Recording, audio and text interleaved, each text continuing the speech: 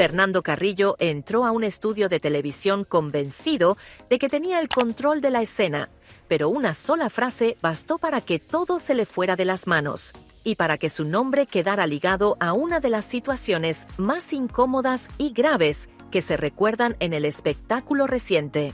No fue un exabrupto ni un comentario al pasar. Fue una advertencia lanzada con calma, casi con orgullo, que transformó una entrevista más en un episodio que todavía sigue generando escalofríos. El contexto ya era tenso desde el inicio. Carrillo reaparecía en pantalla defendiendo con vehemencia su postura política sobre Venezuela, mostrándose confrontativo, desafiante, dispuesto a discutir con cualquiera que pensara distinto. Pero lo que nadie imaginaba era que ese clima de confrontación terminaría derivando en un ataque directo contra su pasado más íntimo, personificado en Catherine Fulop, una mujer que había decidido correrse del conflicto y no prestarse al juego de la exposición. Durante años, la relación entre Carrillo y Fulop fue sinónimo de glamour, éxito y atención mediática. Eran la pareja perfecta de una época donde las telenovelas marcaban el pulso emocional de millones de personas. Sin embargo, como ocurre con muchas historias que nacen bajo los reflectores, el final dejó marcas que el tiempo no logró borrar. Y esas marcas reaparecieron de la forma más cruda posible. Cuando el nombre de Catherine surgió en la charla, ella ya había sido clara en otras oportunidades. No quería confrontar, no quería responder, no quería darle espacio en su vida. Sus palabras habían sido medidas, casi filosóficas, apelando a la distancia y al cuidado personal.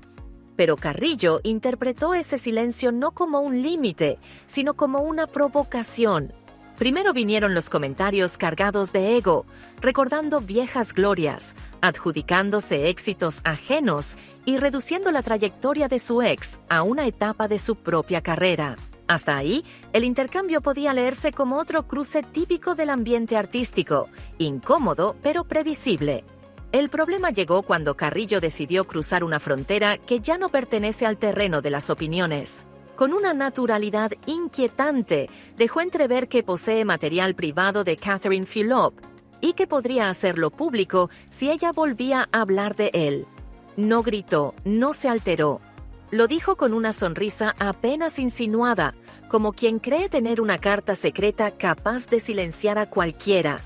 En ese instante, la conversación cambió de naturaleza, porque cuando alguien utiliza la intimidad compartida como herramienta de presión, el conflicto deja de ser mediático y se convierte en una forma de violencia.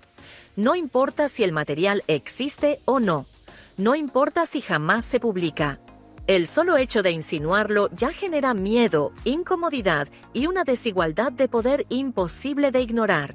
Lo más perturbador fue el intento de justificar la amenaza con halagos. Carrillo aseguró que en esos supuestos videos ella se ve increíble y que nunca los difundió por respeto. Pero ese argumento, lejos de aliviar la situación, la volvió aún más oscura. Porque el mensaje implícito era claro, el respeto es condicional y puede romperse si ella no guarda silencio. Las reacciones no tardaron en llegar.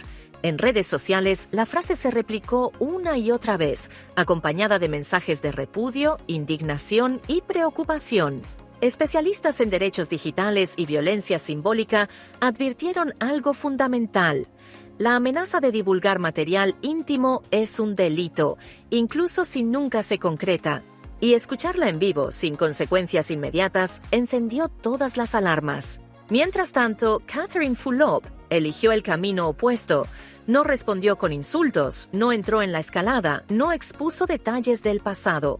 Su silencio se volvió un contraste poderoso frente a la verborragia agresiva de su ex.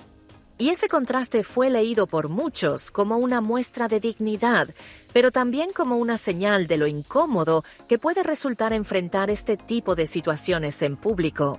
Lejos de reflexionar, Carrillo continuó sumando declaraciones polémicas. Extendió sus ataques a otras figuras, volvió a recurrir a amenazas y hasta estableció plazos públicos para que ciertas personas se disculparan, prometiendo exponer audios o videos si no lo hacían. El patrón empezó a ser evidente, la intimidación como método de validación personal. La figura del galán romántico de los años 90 quedó completamente desdibujada. En su lugar, apareció un hombre atrapado en viejos resentimientos, dispuesto a utilizar la exposición mediática como arma. Para muchos, fue un golpe duro ver cómo alguien asociado durante décadas al amor televisivo terminaba protagonizando una escena tan cargada de violencia simbólica. Este episodio también abrió una conversación más amplia y necesaria. ¿Qué sucede cuando las figuras públicas utilizan plataformas masivas para presionar, intimidar o humillar? ¿Dónde quedan los límites entre lo personal y lo público? ¿Y qué responsabilidad tienen quienes brindan esos espacios cuando las palabras pronunciadas pueden causar daño real? La frase que Carrillo lanzó no quedó suspendida en el aire como una simple provocación. Se transformó en un recordatorio incómodo de que la intimidad no debería ser nunca moneda de cambio, ni argumento, ni amenaza. Y menos aún cuando se habla desde un lugar de poder y visibilidad.